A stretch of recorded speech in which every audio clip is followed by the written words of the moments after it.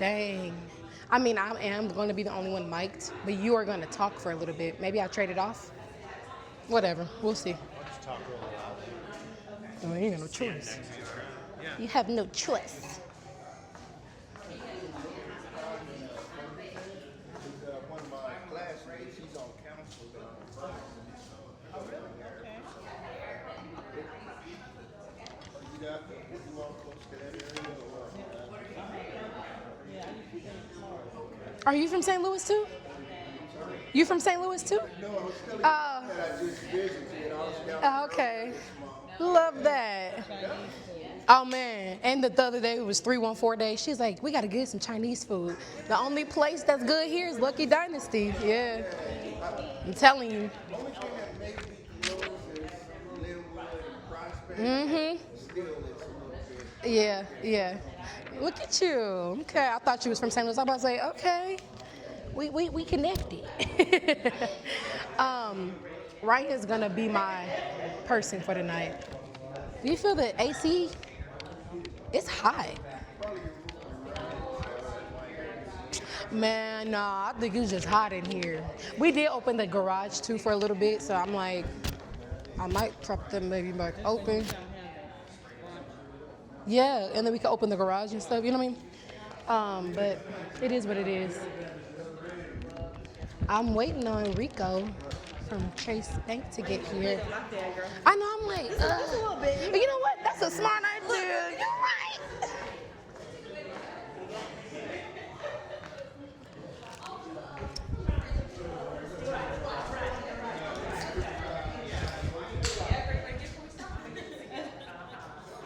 You ready?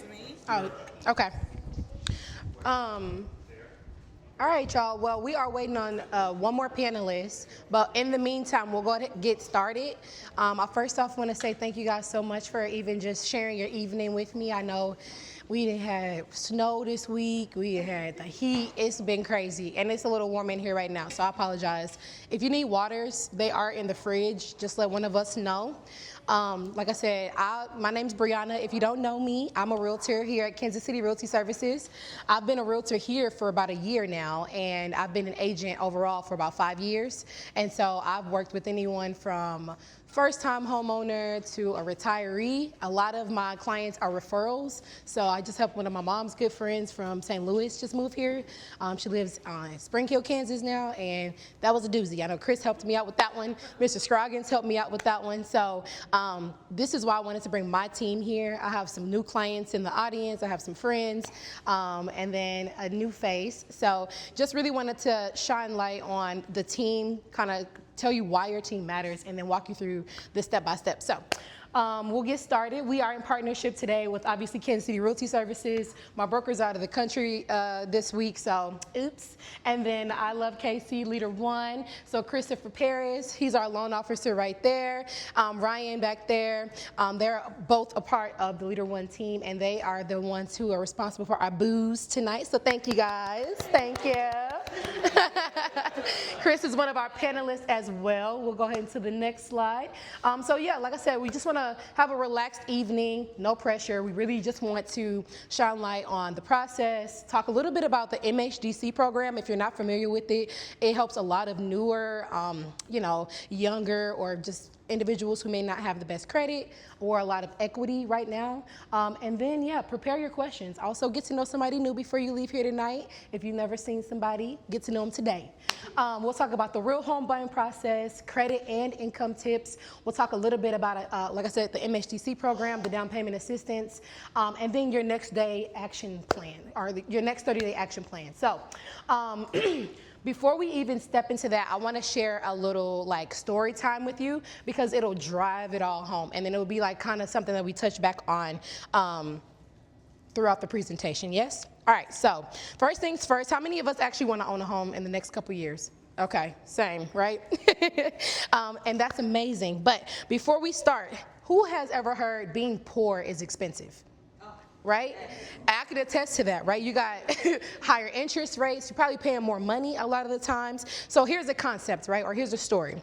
And I have my little paper because I just want to make sure I'm reading it right. All right? So there's a poor man who buys a pair of boots for $10, right? They're cheap, they're low quality, and he might even have to replace them next year. There's a wealthy man, though, who buys a pair of boots for $50. Those $50 pair of boots are going to last him 5 years. He will not have to replace them, right? And not only that, the wealthy man's feet are going to stay dry, and he's comfortable, and he ain't got to keep spending money. But that poor man that spent those $10 on those boots, he has to keep buying them. They're probably low quality, so his feet hurts. He's probably not staying dry. And this is really how life works, right? When we lack access, knowledge, or strategy, okay? And let me ask you guys this. Where in your life, think about it, are you buying those $10 pair of boots right now? Think about it. Is it your rent? Is it that credit card debt?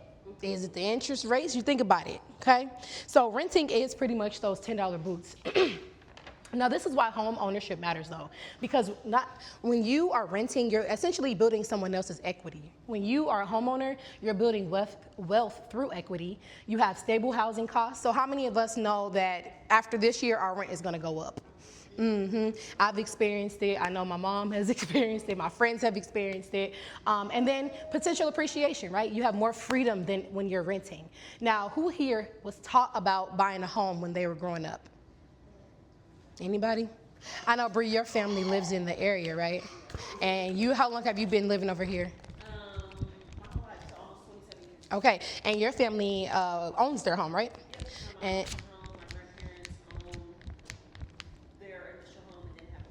And so what were some things, sorry to pick on you, what were some things that you learned about homeownership growing up? It's home ownership has its own challenges, right? Own responsibilities of owning a home.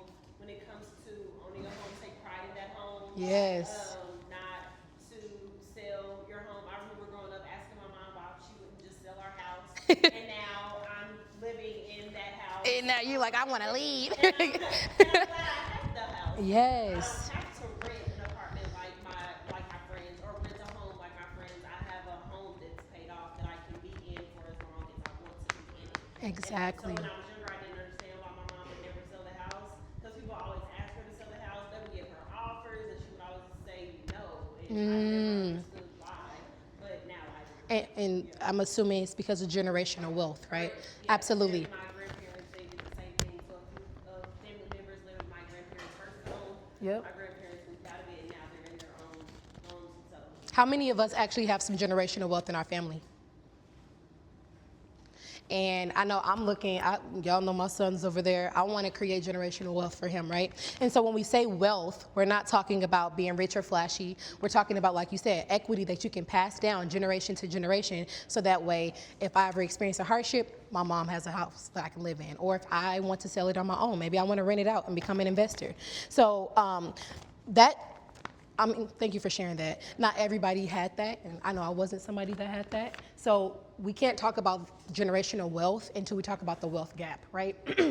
Can anybody, before we even get started, point out something that's extremely alarming in this?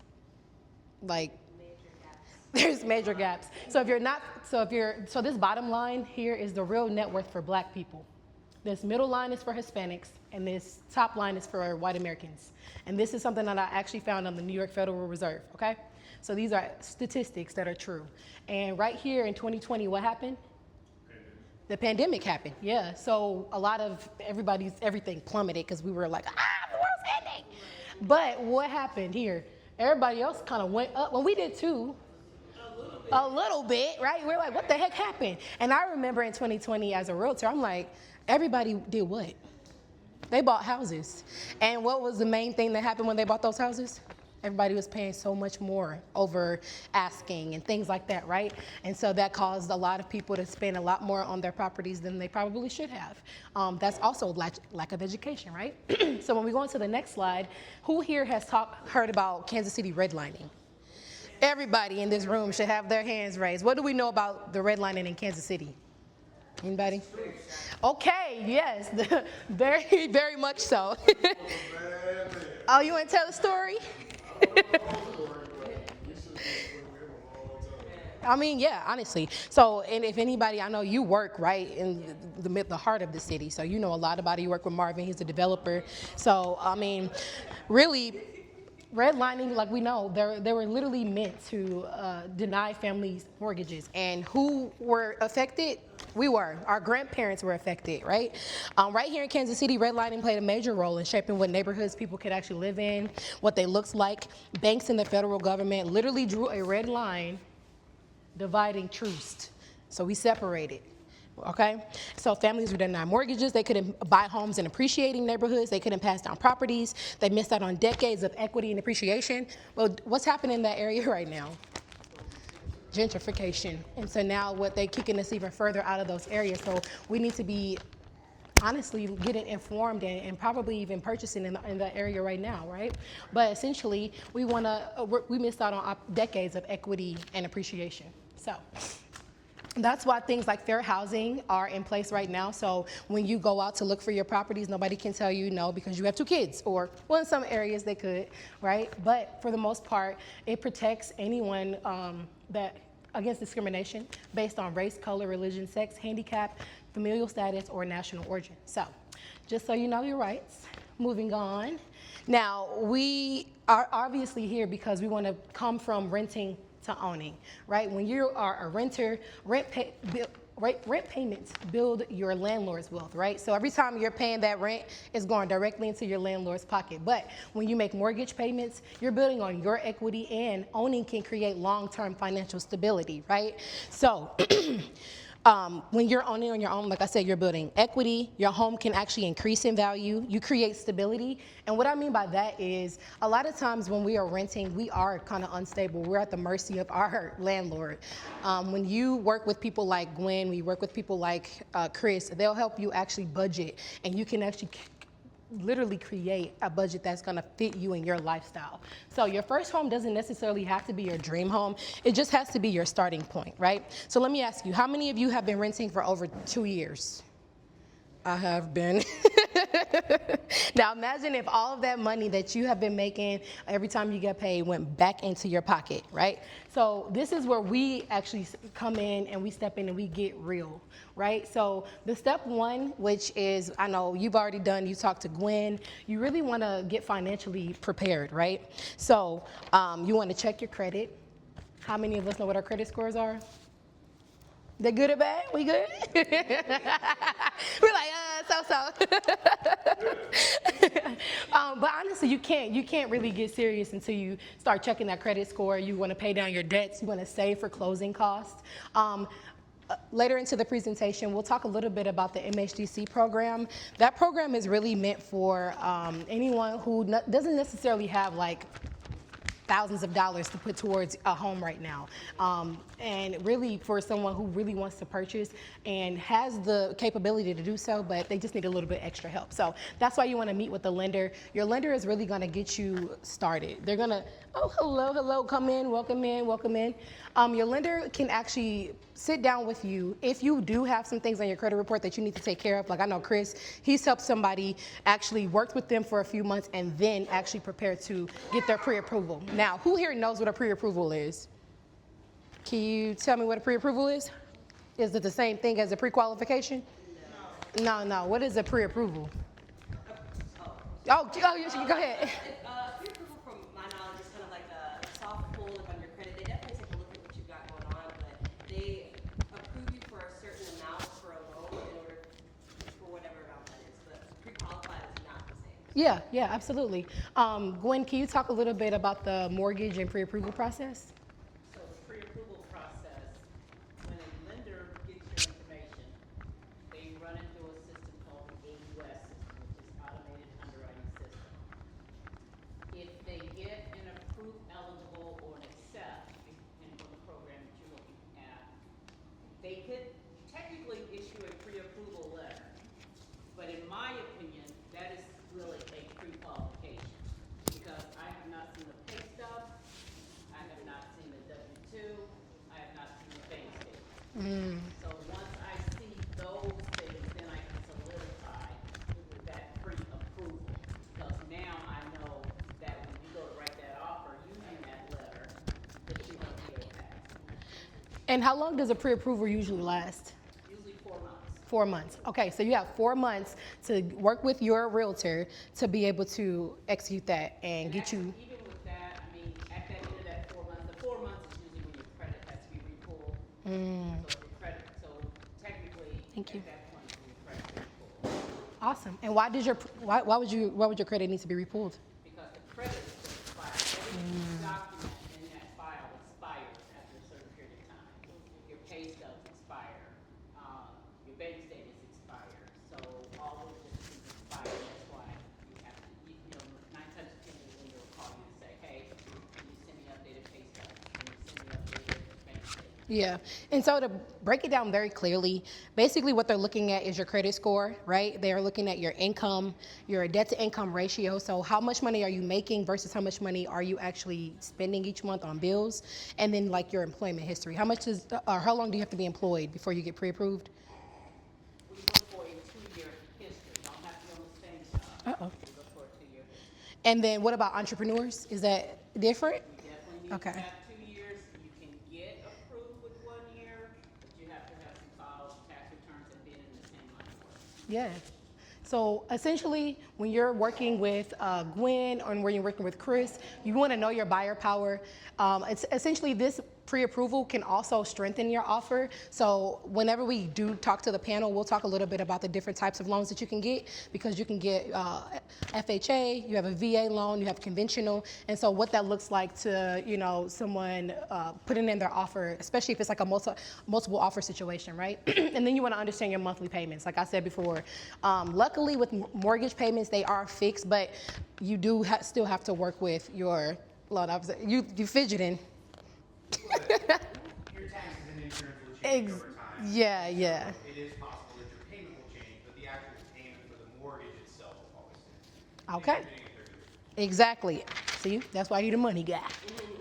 Next step is your house hunting, right? Now, don't get it twisted. This is not HGTV. This is not MTV Cribs, right? You definitely need to know your needs and wants. And me and Bree were just talking about this. She's like, I haven't even been looking at the houses. So you really want to start.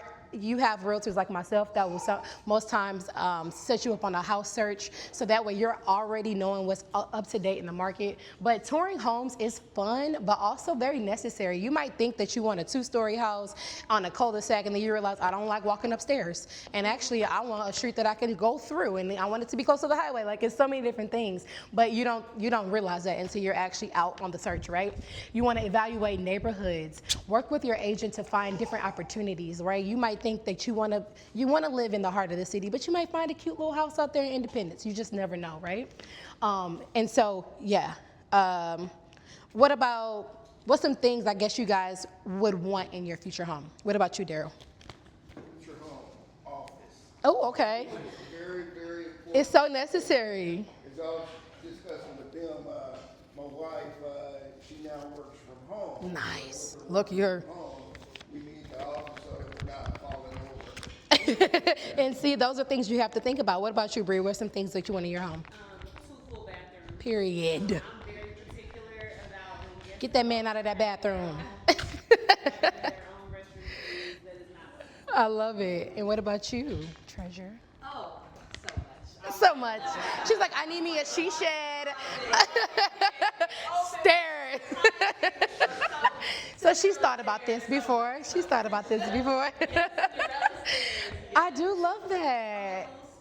Okay, period. So she wants to be on the plaza. What was your name again? Shelly. What about you? I would say the bathrooms. The bathroom? I'm the same way. You know what's funny? When I thought about this question, I was like, I know my mom. What you gonna say? A kitchen? Kitchen and bathroom. Oh, dang. What is up with the bathroom with these women? Honestly, I'm going to have to agree with Derek. I like that office only because I want my own space. I want my own area of the house where, like, don't bother me. I'm in my office. I'm going to call it the office, but it's really going to be my she shed. Step 4. So making an offer, that's always the best part, but it's always the scariest part. It's like, oh my God, are they going to accept it? Is it going to come back with a contingency? What's going to happen, right? So when you're making an offer, your agent a lot of times will try to offer pricing strategies, negotiations. Do you guys know what an earnest money deposit is? Oh, I'm so happy. So the earnest money deposit is essentially well, it is exactly that. It is your deposit. And then we have contingencies, right? And that's your protection. So like when I was talking about Miss Faith, her property in St. Louis that was contingent upon the sale of, well, her property here was contingent upon the sale of her home in St. Louis. So that's just her safety net, right? I can't buy this house until my house is sold, right? So that's another thing that you guys want to think about. But everything that we do with you guys is to protect you and your money, right? So when we are making an offer, we're looking at market conditions, comparable homes in the area, seller motivation, competition, things like that. Because again, we want to work for you. Your agent is here for you. We're not thinking about anybody else. Because getting the house is great, but getting the right deal is better. And it kind of goes back to what we were talking about earlier in 2020, when everybody was spending $20,000 over asking. Their agents probably should have talked to them about that, right? So that's why it's super important that you know who your team is that you're working with and that they're working on your best interest and your best half. So that brings us to step number 5, which is inspection and appraisal. So we have 2 inspectors here today. We have Mr. Scroggins and then we have Sarika. So we have a woman inspector in the room. But inspections are highly, highly, highly important, okay? And I'm gonna say that one more time, it is highly important. So inspections pretty much reveal the condition of the home. You can look at a house on the outside and be like, this house is beautiful, and it got foundation issues and cracks and the roof needs to be replaced, but we have a lot of investors coming into the city now and they're doctoring up these homes for like $2. And so, so we wanna be sure that like Mr. Scroggins comes in, he's helped a lot of my clients. I mean, I love working with him because he really gets down to the nitty gritty and will inform you. Mr. Scroggins, is there any perfect house? So don't think your house is perfect. It's no perfect. Even construction is special. Yeah, they've been. Yeah, I mean, the inspection, like I said, is where the professional comes in. Usually, Mr. Scroggins is there like 10 minutes before we even arrive, already on the roof, and unless it's raining, right? But they're gonna check the roof, they're gonna check the plumbing, electrical foundation, because a house, like I said, might look beautiful, but it might have $20,000 worth of issues, and so it just wouldn't even be worth it. The appraisal, we don't have any appraisers here today. Really, that's the bank. They are the ones that's gonna have someone come in and just make sure that whatever you're putting down on that house is actually worth that amount. And then that's why we negotiate, right? That's why you have me. And this step alone can literally save you thousands and thousands upon dollars, right? So when you have the right team, you're just making sure that you're saving, your money and doing the right thing. And then the best part about this whole process for every single person in the deal is closing day, right? It's probably like an hour. You're gonna sit down with everybody that was involved, finalize all your paperwork, your loan is finalized, and you finally get the keys, right? And then it's over. Then you're a homeowner. But right before we go to the panel though, I do want Chris to come up here. So now that we kind of walked you guys step by step through the whole process, I really want to talk about the MHDC program. Has anybody actually ever heard of the MHDC program? So it is specific to Missouri residents. Do we have anybody that lives in Kansas? Yeah. Okay, so 3 people that lives in Kansas. Well, she said, I don't know about that. I mean, well, if they do have some. Kind of. So we do have Kansas. nationwide programs, and Kansas does have some down payment assistance options, but in the Johnson County Wyandotte area, they're not the greatest in terms of comparing. Like if you're comparing them between states, Missouri's got a stronger option through the Housing Development Commission. It's for the most part. I'll let Chris chat about that. Sorry. In Missouri, and yeah, I mean it's down here. I'm sorry, I'm hot. We don't know what that translates to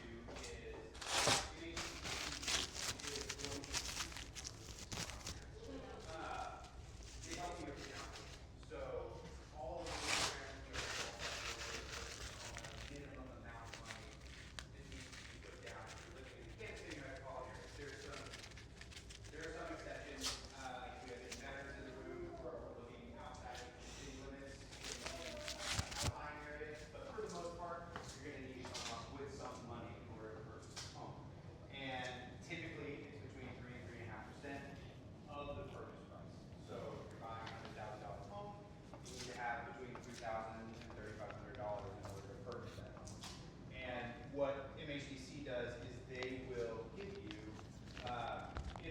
complicated in terms of calculating it. It's a lot of stuff, but it's 4% of what you're borrowing is what they're going to give you to help you purchase that home.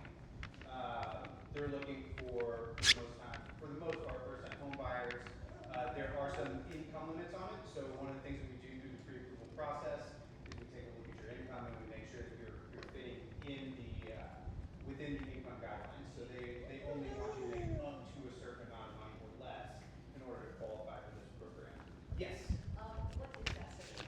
Great question. Yeah, they change it every year, and it's 100 and something right now. And yeah, it's not even a number. Yeah.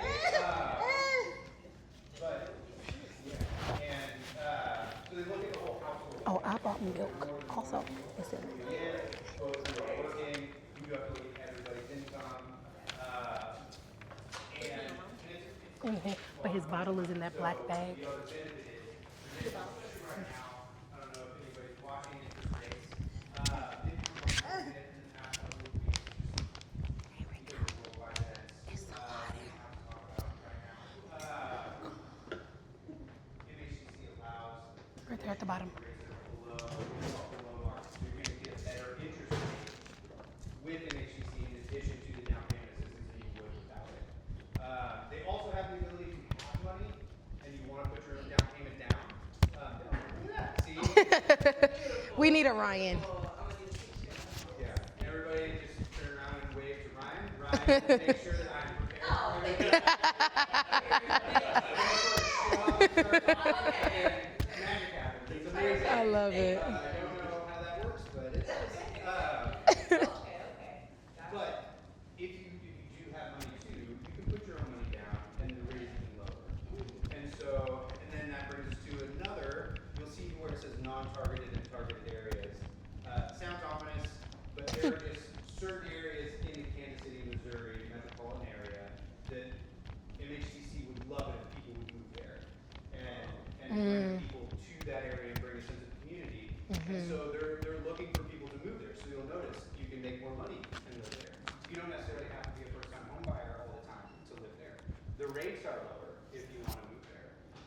So one thing you want to do when you're talking to Bree is, these addresses, we search the addresses, they're by census tract, which is just a fancy way of saying little pieces of the city kind of all broken up into these chunks, and we can look and see if the home you're looking at is in one of those areas and if you qualify for it.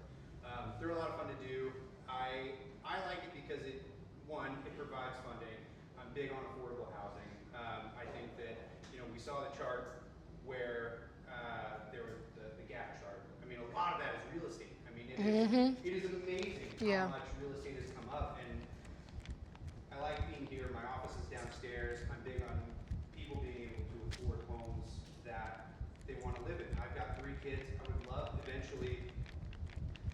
for them to stay with me forever. Nah. I said that Nah. on any given day, but I would also love them to go away. Spread their wings is what I meant. But seeing what the housing market is doing right now, like where are they going to go? Who is going to help them find? Are there people like us that are interested and vested in people being able to afford homes? And so I'm pretty passionate about it. But I guess the other thing too is we forgot to take the 4 off. We did. You can buy a duplex with MHCC. You cannot buy a 3-unit or a 4-unit. She was testing me. I know. I was. And we can talk more about FHA. Thank you, Ryan. Later. Yeah, is that what you're doing? Yeah, that's what I want to do. Yeah. Oh, is it? Yes. Okay, yeah. Which does, it falls in this type of program as well. So, and it is neat. We've had people get their earnest money back at closing because if you're getting assistance from MHCC and you have an agent that is negotiating the seller to pay your closing costs, there do exist scenarios in which you don't. I've had a client that had the MHGC program, and they actually got all of their closing costs paid for by the seller. Yep. So Yeah, you can have the closing costs paid, the down payment paid, and yes, I can tell you, I would imagine you can also confirm, these are way better than what we're getting right now for the cost we have to pay for them. So Yeah. it's a great program.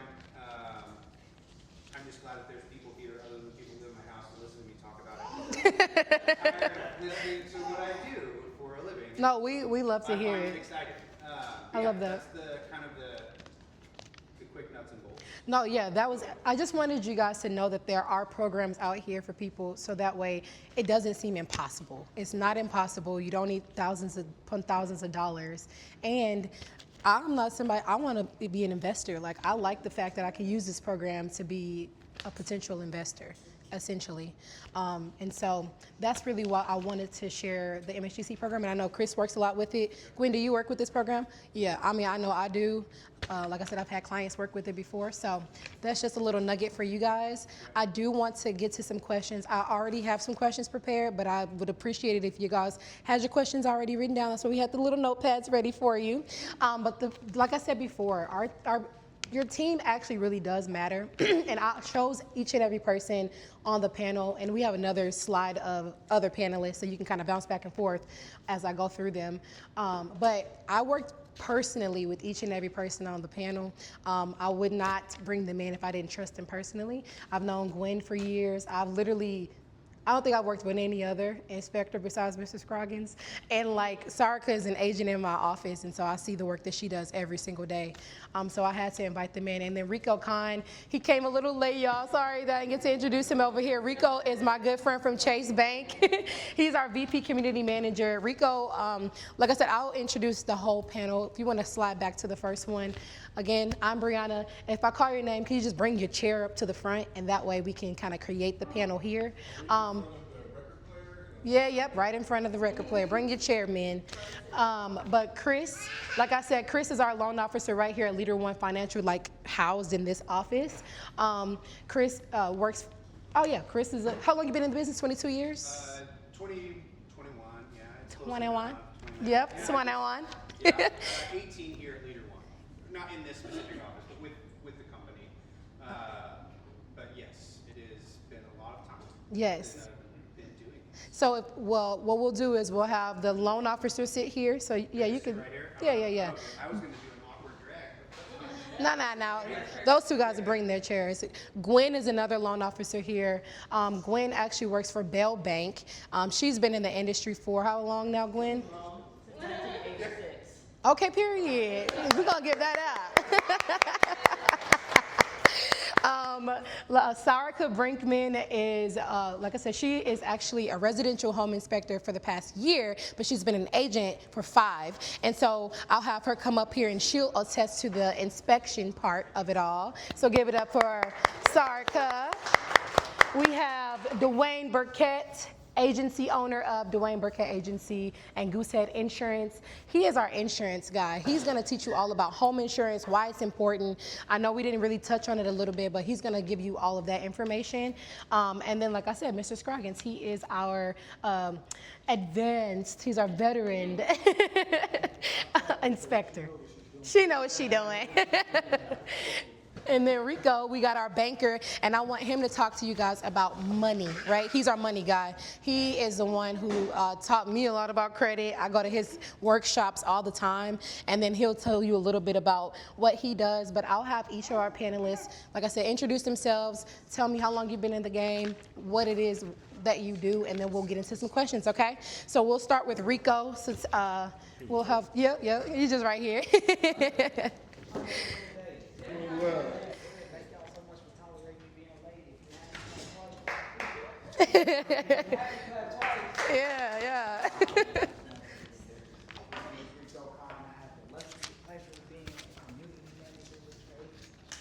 So I go out with financial literacy, we do workshops, wide ranging things from saving, budgeting, how to manage goals, improving credit, understanding credit, wealth planning, the whole nine. I'm not gonna take up a bunch of y'all's time, because I know how important the panel is and the discussion is, but I have some money work booklets back here that are full circle, so they have everything from savings, budgeting, credit, improving credit, understanding credit. I'll give y'all an example. Y'all know 40% was how much, or your payment history, that's how much, goes into your credit. 40% of your credit is made up of how you make it. Like the goal post one, how to score and win big with credit. I think it's super important, so we do have some tidbits in there. But thank you so much for your time. Thank you, Rico. Thank you. All right, Dwayne. Hi everybody, my name is Dwayne Burkett. I've been in the insurance industry since 2003, so a little over 20-something odd years. Let's see, I know there's some questions that will come for me Yeah, yeah. later, Yep. but just wanted to introduce myself that way. Insurance is one of those things where you can live without it if you want. Just ask yourself how much is it going to cost you in the long run if you don't. We'll talk about a little bit more about insurance later on and hope to be able to answer all the questions. It is okay to ask questions. Your information should be answering questions. If they don't, you will get to the wrong person. Facts. Thank you, Dwayne. No, you're fine. I'm Gwen Johns, like son of Bell Bank Morgan. I have been in the business for a long time. I love with a passion, as a matter of fact, I call it my ministry, working with first-time home buyers, solving for this generational wealth that she talked about. Every organization I'm in pretty much has some component of dealing with bringing that gap in. Mm-hmm. So, you know, whenever you need me, I'm there. That is a fact. Good evening, everyone. Richard Scroggins, with the life of hate. But what I do for you, after you've gone through all of this, and you realize, wow, this is a good investment. Am I making the right decision? You are. If you're thinking about purchasing a home, you're making the right decision. Are you purchasing the right home? That's what I found out. And we're not there to pass or fail, it's just to give you the information so you can make the best decision possible. You do want to make sure you deal with the inspector that you can talk to and that you trust. Like I say, outside of that, I'm gonna make you unhappy sometimes, but I've had thousands of people literally that have told me you saved me so much money. This house was great, but that fireplace they wanted and they loved, water's coming in it, flames are in the attic. I mean, so you have to look at all of that when you decide if this is what you want to purchase. I'm not there to make or break the deal. I'm just gonna tell you what's going on and you can make a decision from there. But make sure if you do get an inspection, find an inspector you can talk to. I've been doing it about 20 years. Okay. Thank you. It'd still be. For about 21 years. Yeah, I already said Just that. like numbers and solving problems is the big thing that I like to tell people about myself in terms of the industry that I'm in, because it's traditionally not an exciting topic to talk about. But my passion is helping people and figuring out creative ways to make things work, meet your goals. Yeah, I'll see you guys in just a minute. Sarika, as Bree mentioned, I've been in real estate 5 years and fairly new in inspections, just 1 year, although I was always the agent who likes to follow the inspector around and ask questions every single time Yep. because I think it's really fascinating. Yep. And like Mr. Scroggins was saying, it's really about figuring out what kind of scope of project you're getting into with your house. Maybe it's giving your information so that you can have your agent negotiate for some repairs, or maybe some smaller concessions, or maybe just so you know what kind of list you have for weekend projects once you own the house. It could be any range of projects there, but that way you can really make an informed decision. And not so much. Yeah. Thank you, Sarka. Okay, so I'll start off the conversation. We'll kind of go in line of how you would in a transaction, right? So you're going to start off with your realtor, then I'll pass you along to Gwen or Chris, and then we go into inspection, appraisal, and insurance, right? So this, I guess, will be aimed toward Chris and Gwen. What's the biggest misconception first-time buyers have about getting pre-approved, if any? There's none. So I have one. I found that it's just not realizing that you're qualified. A lot of it's a big step going from renting to owning. I understand that, but it is, from our standpoint, it's just making the numbers work on paper. I mean, the people that are issuing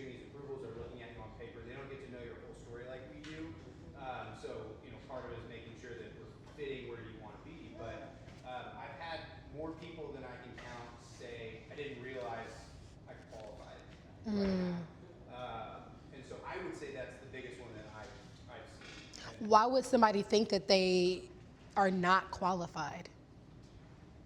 That is qualified. Like, what is usually the? It's usually they don't know truly what their credit is. I've had people that's like, oh God, I don't think, I don't wanna get even though you got all these apps and things. that I was talk gonna say you about can get credit, it for free, right? But and we do, the score that we pull is going to be different than the one that you're pulling on your apps. However, that's usually the biggest thing is credit. They're afraid of what their credit's gonna be. They're afraid, it's just a fear. Yeah. It's just that fear. Can- And with me, I'm gonna always ask first. I don't care what my system says you can afford. I'm gonna ask you, what payment are you most comfortable with? Because if I'm going over that, and I show you, if you say, if you think in your mind, 2,000 or 1,900 or 1,500 is the max you can pay, and I give you a pre-approval with a $3,000 payment, I probably, you're not gonna say anything probably, because first time home buyers, they very quiet. Very quiet. But then, they're just like, okay, I don't do that, 'cause you feel like you have to buy what we tell you. That's why I start with, what payment can you afford? And that's the pre-approval you're gonna get from me. I don't care what, a lot of times, and I'll write in your pre-approval letter, your email, this is not the max. So if you do find a home that's a little higher than this, just call me and I can easily make that work.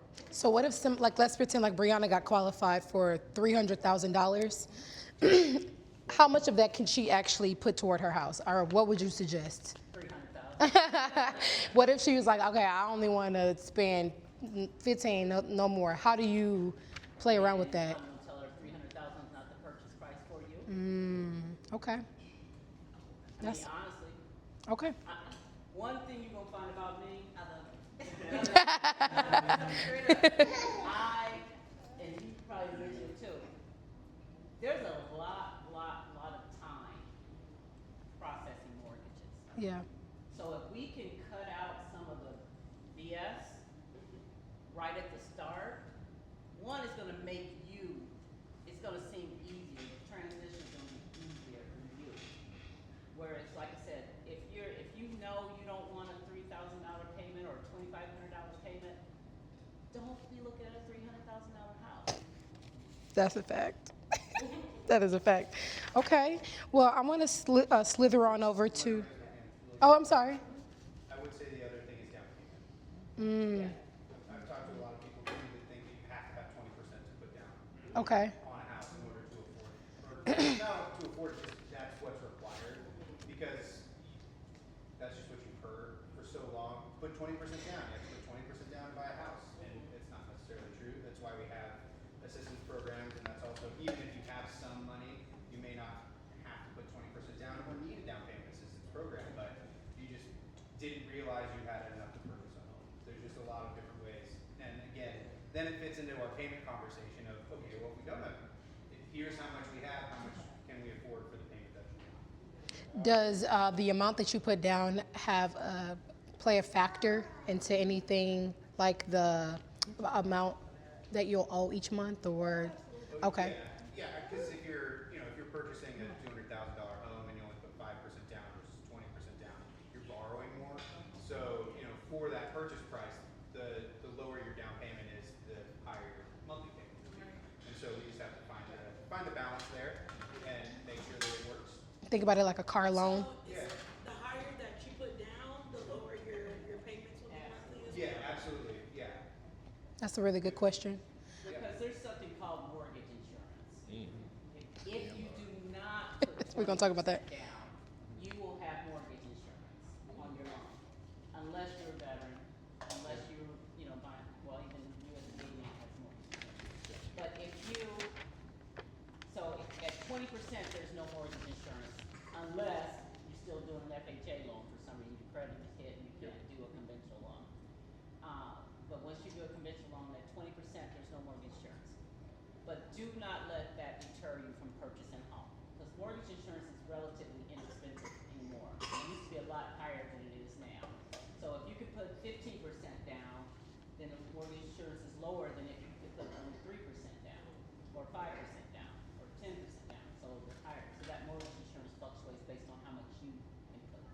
Do you have anything to say about that, Dwayne?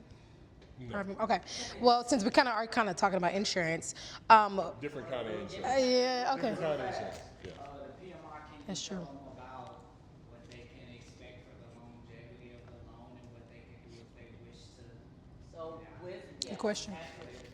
With conventional loans, once you hit that 80% mark, and I'm gonna say track it, because a lender is not gonna remove it until you're 78%. But at 80%, if you're made your payment as agreed for the last 12 months and you haven't had any problems, they can remove it with a call from you. FHA is like a loan if you don't put 10% down. If you put 10% down, it goes away after year 120. But as rates go down, as you get in a better position, as your equity position, you can always refinance.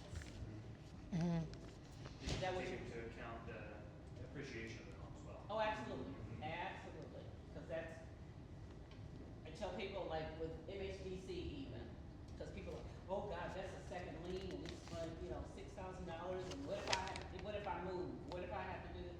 And what I tell them, if you bought a house, any house, that won't appreciate when you go to sell it, 4% over a year or two, you bought the wrong house. Ooh.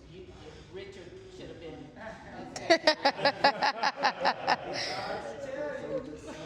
Yeah, I Treasure. just want to clarify, so when you say at 80%, are you saying at 80% meaning like 80% of Of your loan what is your paid off? purchase, your appraised value purchase price was. Okay, so then you can call and have the mortgage insurance removed. Yes. No, once 20% is paid off, and you Once- have once you're- 80% left. Let's Okay, give you an gotcha. example. Gotcha. You have, Okay, you have gotcha. $100,000 purchase price. Okay. Once you get to 80,000, your balance, you get a statement that Okay. says, my balance is 80,000, you're at that 20% Okay, mark. and your lender, you said, isn't gonna necessarily be on top Nope, of that. So- they automatically remove it at 78%. Oh, okay, okay, So gotcha. you got two 2, 3 years, more Right. 2 years that you're Yeah. paying it, that you really don't have to pay it. Nice. Yeah, That's yeah. great, thank you.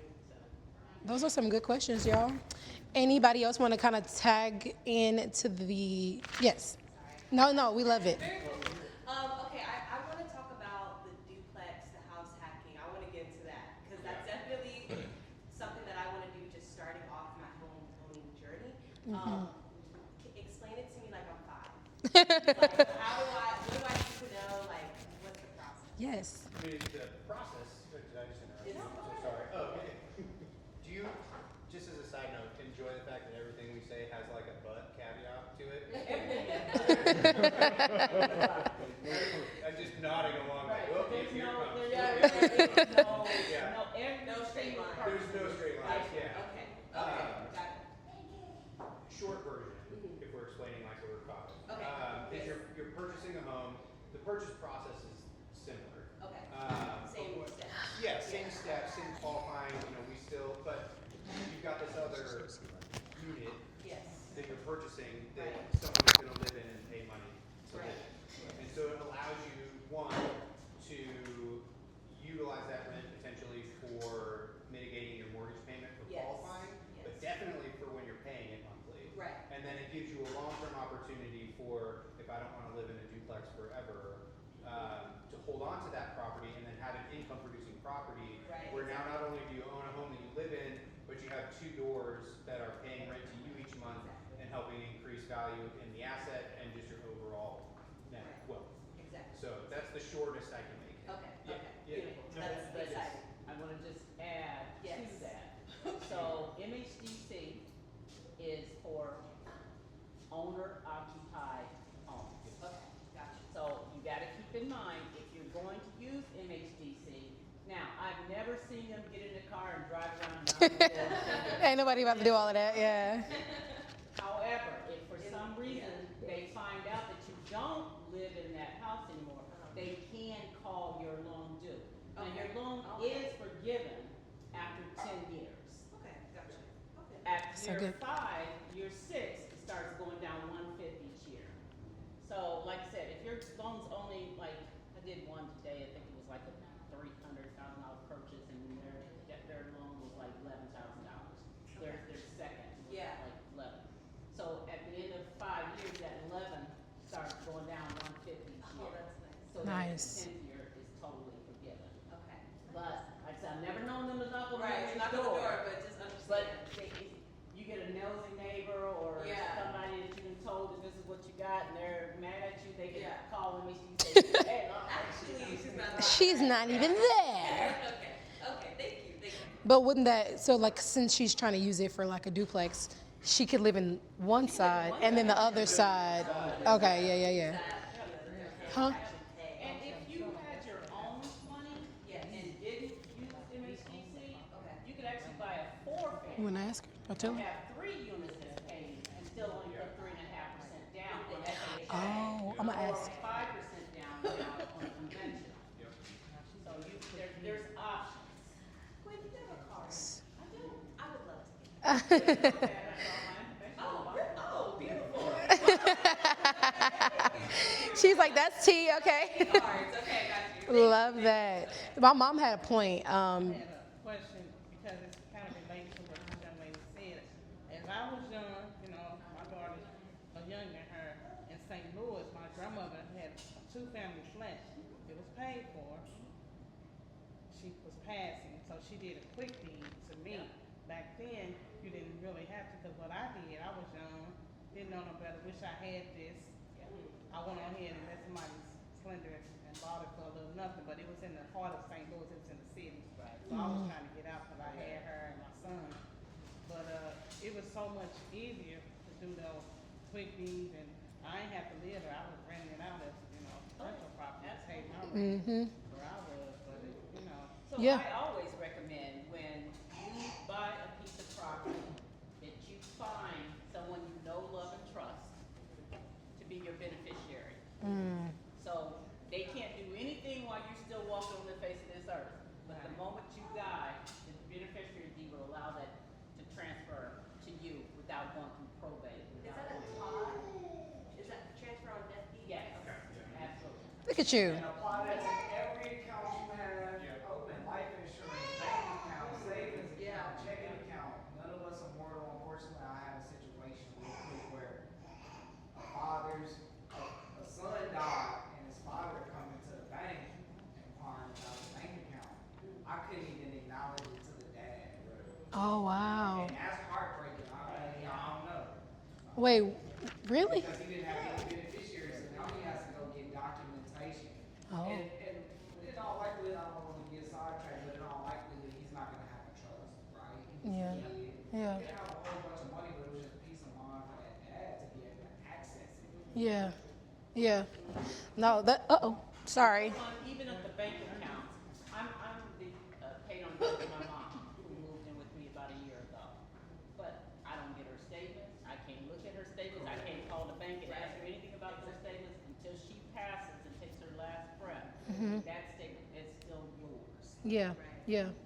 Now, if someone were to buy in the next 6 to 12 months, what should they realistically be doing today to prepare for that? That's such a good question. She's like, I got y'all. I got y'all. That was great. Purging, one, that you know you're not gonna need, one, and saving money. Because before you get to MHDC, before you get to down payment assistance, you got earnest money, Yeah. you got Richard inspections, and you might have to pay for 3-4 inspections before you get to the right Uh-oh. house. We go, right. So you got that, you got earnest money deposit, and most lending companies, we ain't trying to have a whole bunch of appraisals that we didn't pay for, so you don't have to pay for an appraisal on the house that you choose.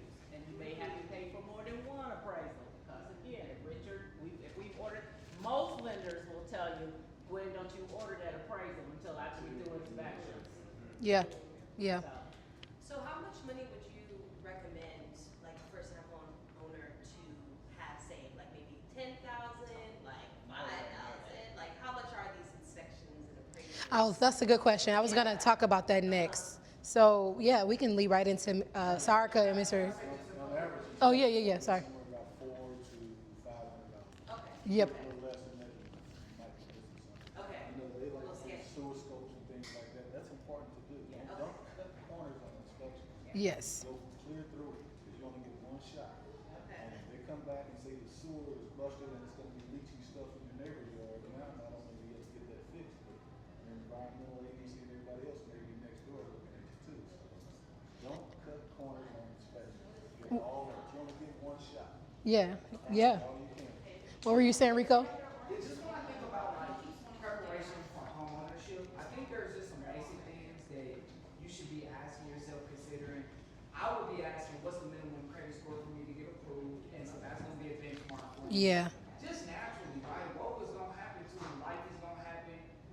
You can move in that house, get the inspection, everything go great. 6 months in, you gotta replace the AC unit because he didn't check the A for you, right? Mm. You're gonna have some home warranty. Yeah, Oh, yeah. okay. And you know, Alright, so don't worry about that, don't worry about and I'm gonna tell you, when you own a home, you're always working, but it's yours. Yeah. That's a fact. Yeah, that's a fact. It's yours, so it's private. Don't let laboratory conditions, this roof is a 25-year thing, that's laboratory conditions. Yeah. And then we get a hailstorm like we had the other day. So Yeah. there's a lot going on. Right, right, right. So, Sarka and Mr. Scroggins, what's something that looks small during a home inspection, but really isn't? Or maybe they need to be on the lookout for? Or maybe it might cost a lot of money later? The gutter can cost you thousands of dollars. Listen, when you buy a house, you buy structure, I use this all the time. That's a big old long fancy word that means box. 3 things you gotta have if you're gonna call it a box. A top, that's your roof. A bottom, that's your foundation. Sides, that's your exterior wall. Pull the wall $5, holding the foundation $5,000. So the first thing you wanna do is make sure the box is solid. Now, one of the things we mention all the time, negative grade. If your house is at the bottom of the hill, when it rains, where's the water? Yep, yep. It doesn't mean not to buy the house. What did they do to make sure that the water's not getting into that home? That's when we come in. That's why you do that. So the biggest thing you wanna look at in this part of the country anyway, I found that water is your biggest enemy. So if you got a leaking gutter, or negative grade, or the neighbor's downspout pointed right at your driveway, we need to consider that because that's gonna be a big deal later on. Okay? Looking for the backyard. Not the sun. So, what are some? Water comes in the front of the house, there's no flashing, and now you've got this brick patio laying out front, and it's the first front of your house at one time. You know, little things can happen. Water is your biggest enemy. And it's their Yeah, yeah, yeah. It's their job to show you every single thing that's wrong with that. And don't. Richard did my inspection when I bought mine. Yep. I think my summary of stuff that was wrong, 20 pages. Dang. But we're not there to pass or fail. It doesn't mean it's a bad Yeah, it's like this practice. is- It's this just, hey, you know, if Give you information. it looks like water's gonna come in over here if you Yep. don't correct it. So Yeah. And you can And even it have gives it you opportunity for her to go back and negotiate. renegotiate. I was gonna say that. And you know we can gonna have, get it. Insurance that comes into play with something. I was gonna say, yeah. They will decline the home for you. Yep. So you can write any home you want. You can push it through, issue the policy, but every insurance company sends out their person to do a review of your house. And so if you have 3 or more steps, you're supposed to have a handrail. He'll point it out with an inspection. If you decide not to do it, the insurance company's gonna come back and later and say, you need to put a handrail here. If your driveway is all crickety and cracking and level here and level there, it's a trip hazard. You need to get that repaired or fixed. So that's another insurance thing. If you do have a driveway with a negative slope and you have that grade or whatever, it needs to be cleaned out because that can overflow and cause problems with your insurance as well, which is something that they will point out to be fixed. If you don't fix these things, they'll set you up for non-renewal, or initially they'll set you up for a 30-day cancellation. You just moved in your house, you got your keys. You've been Now you ain't got no They come out insurance. and do their inspection within 30 days of you moving in, and now you got this letter. Get these things fixed, or in 30 days we're going to cancel your policy. Or you renew in 12 months. Get these things fixed before your renewal, or we're going to cancel your policy. Can you talk about the dangers of not having homeowners insurance? Because I'm like, what if that happens? The danger of not having home, well, one.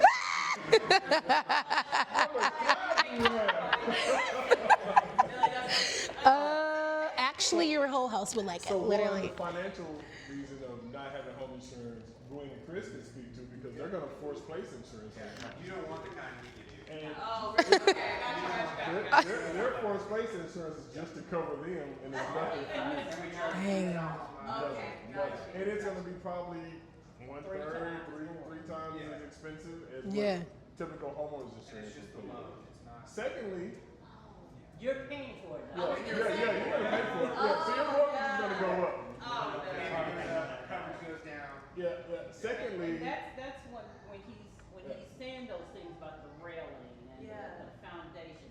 Sometimes your loan type is gonna catch a lot of that. Because you cannot do it. Like a VA or- yeah. Without a railing on a, Oh. 250. Okay. 250. It's more restrictive. You cannot do an FHA loan. Now, the problem with that is that selling agents kind of frown on FHA loans. So if they have a multiple offer situation and one's an FHA and one's a conventional, May I correct that? Bad selling agents. There we go. Because I was going to say, I don't really.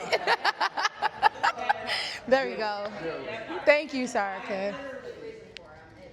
It's good for everybody. It we is. had a deal Yeah. today that they wrote an FHA offer, 5,000 over asking. She had a conventional offer, $3,000 over asking. She took the conventional offer because, quote unquote, I don't want my seller to have to deal with the FHA appraisal. Wow. Go ahead. Oh, so can you explain the difference between an FHA and a conventional? Mm-hmm. You want to do it? You want me to do it? You take FHA, you take conventional. So FHA is the Federal Housing Administration, that's part of Housing and Urban Development. And they're basically just a big insurance company in reality. Like, they aren't the ones lending the money. What they are doing is they're insuring the loan that you're borrowing. So one of the big differences is, as Gwen had said, no matter what money you're putting down, you've always got mortgage insurance of some type. Some sort of payment that you're making to insure that mortgage. Upfront and. There's two. There's one that's rolled on top of your loan amount, you don't have to pay out of pocket. Right. And then there's one that you make payments for every month. Which is better? There's no right or wrong. Okay. That's what Yeah. that's what I Yeah. think we want to explain. Yeah. There's nothing wrong with an FHA loan. Yeah. Yes. It's just perception Yeah. of agents. So, In there. from our standpoint, they're more forgiving.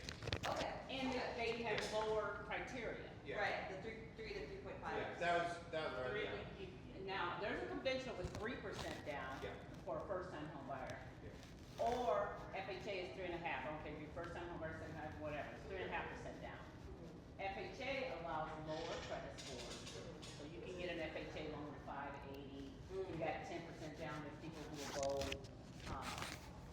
to a 500 with FHA, it just depends. FHA is more lenient on the DTI, debt to income ratio. It allows you to go to 55, 56% debt to income. Hard stop on the convention at 50, you're not going now 50, 20, nothing. Convention. Right. Right. So it's just, and the mortgage insurance. Okay. Like I said, with the conventional, 80%, if you're not putting 80%, you're gonna have mortgage insurance, but it's not enough front. You get a monthly payment added to you don't realize that it's there. So most people don't, tell you too much about it. So the more you put down, the lower the mortgage insurance is. So that's pretty much the difference. Usually with conventional says you can get a conventional loan with a 620. Now, that's 600. They dropped. Everybody said about a month or two ago, conventional would drop their credit score. Conventional, Fannie and Freddie may have dropped their credit score, but 100% of lenders did not.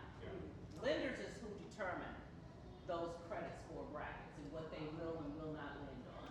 We still have to get our approvals Right. through that automated The system that automated we talked underwriting. about. And it can be more difficult the closer you get to that Yep. 620 mark. Yep. To With get that 620, you normally have to have a lot of reserves. And reserves is money in the bank.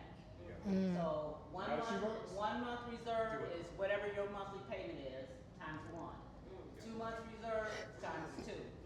So usually when you're at that 620, if you're not putting 20% down, you're probably gonna need 4 to 5 months of reserves to get that thing to fire and approval for you. Okay. But these programs like MHDC, MHDC is credit score driven. If you have less than a 640, you're not getting MHDC. Period. That's a good one. Okay. Oh, what you looking at me for? I'm just kidding. So you talked a lot about like the FHA, conventional VA. So what's the difference between someone who gets approved easily versus someone who might struggle to get pre-approved? Usually it's credit. I mean, So it's it's always either just a credit credit. or reserves. Okay. Credit or reserves are the two reasons. Now, Dwayne, when should someone start to look for insurance in the process of them getting their home?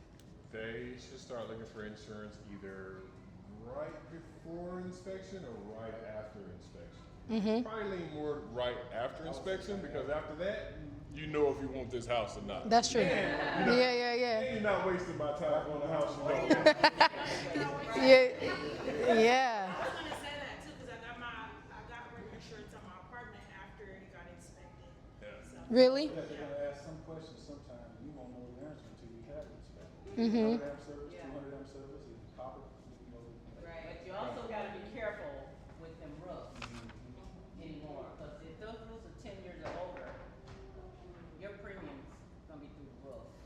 10 years, starting at 10 years. It's crazy. Even if it's a 25-year shingle. It's crazy. So how can buyers protect themselves during the inspection process then? My main answer for that would be, like you mentioned earlier, not skimping on the inspection. Depending on what inspection company you hire, different things might be part of their standard. So the company that I work with, things like mold, radon testing, and sewer line are add-ons. Some people haven't been educated on how important those things are. So radon, for example, I guess I have a bit of a personal tie to this. One of my best friend's mother just passed because they didn't do radon tests. Oh, wow. I know that sounds like I'm fear mongering, but it's something that's so easy and relatively cheap to fix. So if you just inspect for it, you can correct the issue altogether. But radon is the second most. Because nobody knows that it's around, right? You don't Radon's everywhere. smell it, see it. I've never even heard of radon. Oh, really? Yeah. Even in your apartments, they're supposed to test for radon. Like, So it's it's a naturally occurring element thing that comes from the soil as radioactive things break down, and it can change. But in the Midwest, we do have higher rates of radon than in some other parts of the country. And so, for $125, you can get it tested. And if you are in a spot that has excess radon, typically for a single-family house at this point you're looking to purchase, you can often get a radon mitigation system installed for $800 to $1,000, and if that can save your life, that's nothing. facts. And then You the see problem those is little correctly. white kind of tube things on the side of people's house? That's using radon and mitigation. She's like, I didn't even know what that is. Every once in a while, you might need to get a new fan for it, and that's like $250. But again, if that can save your life, totally worth it, and not that expensive. You're gonna go, when that time Oh, yeah. comes, you're gonna go on somebody's site or talk to someone, you're gonna see all these different prices. It's up to $1,000. You're getting ready to spend $300,000. Yeah. $1,000 not gonna make it. It's not gonna make it right. And then when you get those results, it's gonna be worth a whole lot more than $1,000 to you. And they're bargaining chips. Yep. Exactly. Yeah. Like they found some tiny Rich 10,000 inspection off. on my house, I have 2 heating and air conditioning systems in my house. I got them both replaced Dang. because of him. I got my roof redone, brand new roof, all of that was negotiated because of the inspection. Yep. I think he helped my cousin get his roof replaced too. Yep. Oh, sorry, I was piggybacking off of Gwen. What'd you say? Sorry. So one of the rules in real estate is that once something is known as a material fact, it has to be disclosed. So say you did decide, you know what, I know the sewer line is busted, I don't want the house, or I want to renegotiate and get some money off, or I want the seller to repair it, something or other, and the seller doesn't agree, if they try to put that house back on the market, they have to disclose it to the next people buying. So you really do have that bargaining chip once you have that inspection done. So do the inspection. Because most likely you're going to, if you have a good agent,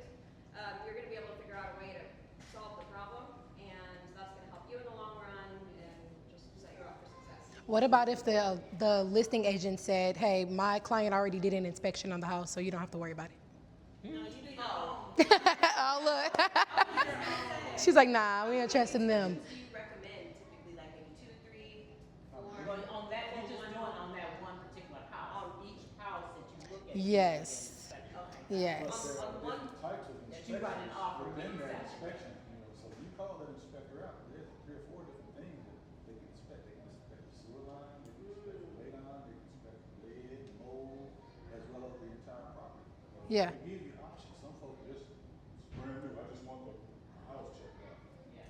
like check everything. So, okay, that's a good question because what I always recommend people do the basic, whole house and plus radon and sewer. But like, what do you guys, I guess?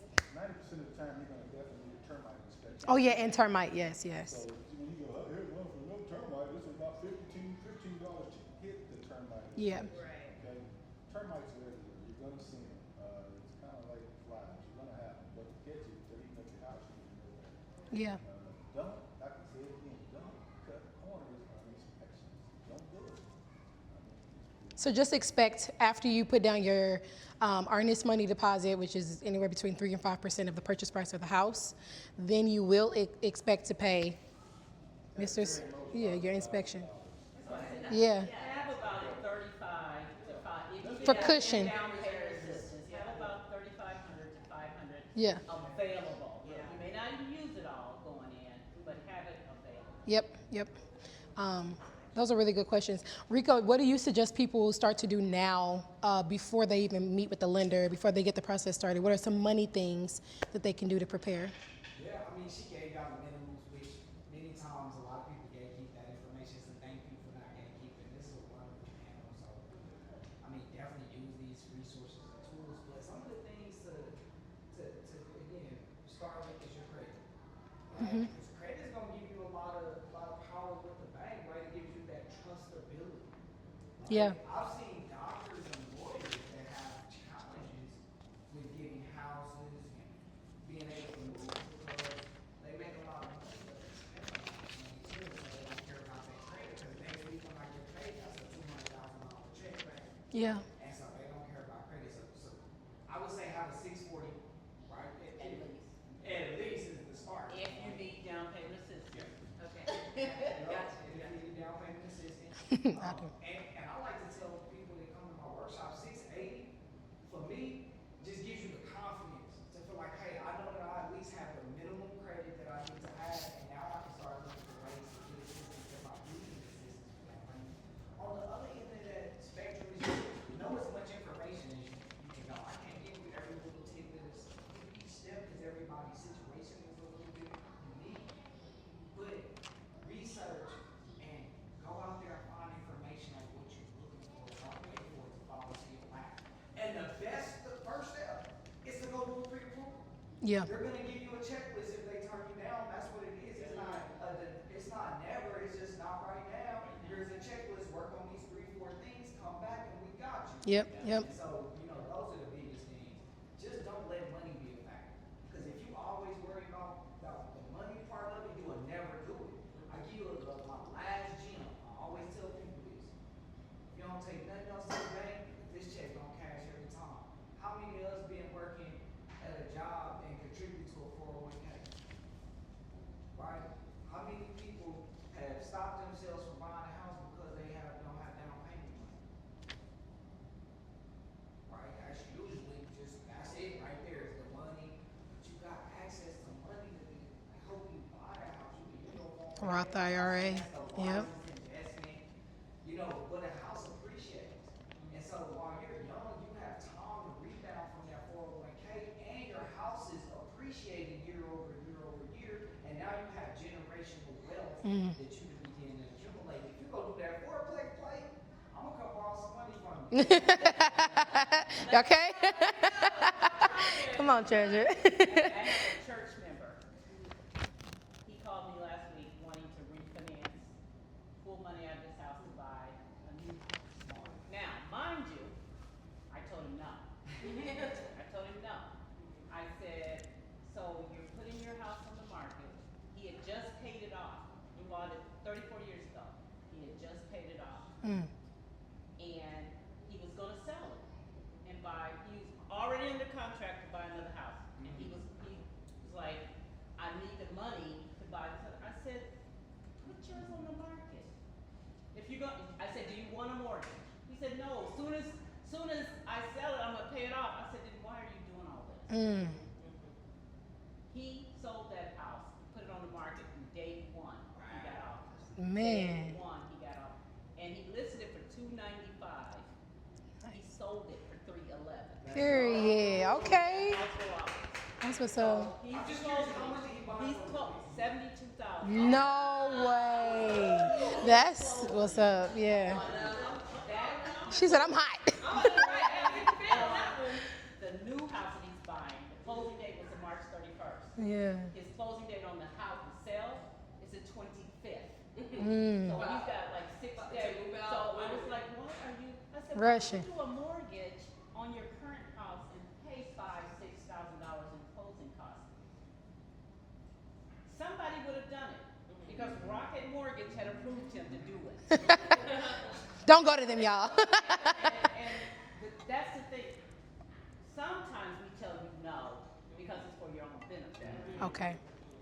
Some people tell you yes because they're looking for a paycheck. They're all commission. We're Yeah, all commission yeah. driven. Do not let someone's greed With their money put you in a signs. position Yeah. that you cannot get yourself out of. Yeah, yeah. Absolutely. Absolutely. Those are really good questions. Did you guys have any more? I had a girlfriend in St. Louis just bought a home last year, and it was like the realtor was not working with it. Like you said, it was greed, and she went to commerce. You know, that's another story. But she got approved for what she can afford. Yeah. You know, and that lady tried to put her somewhere where it was too much. Oh, wow. So it can be greed. I'm standing in the roof looking at a bad roof. Agent, what's a little bad? Can you save 5 years? No way. I don't work for you. Yeah, right. Yeah, the person who paying me. So you gotta be careful. You gotta trust the people.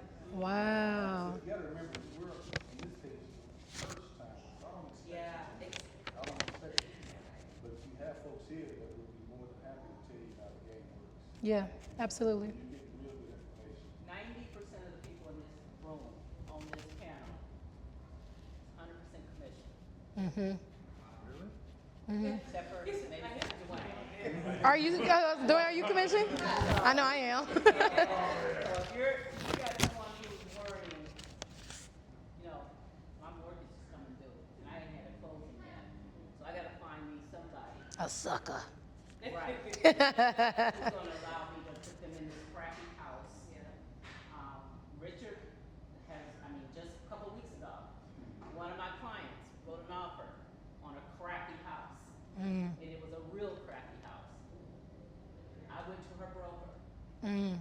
on her behalf and said, broker, why are you allowing your agent to let this person? Richard will tell you, house full of mold. No way. It was a horrible house. Even though it was one of those renovations, looked pretty. Told you, $2. They. A wall with heat coming out of the wall because they had built something over an air duct. Wow. Gotta remember the tough ones. Right. It never mentions the fact that the house was on fire either.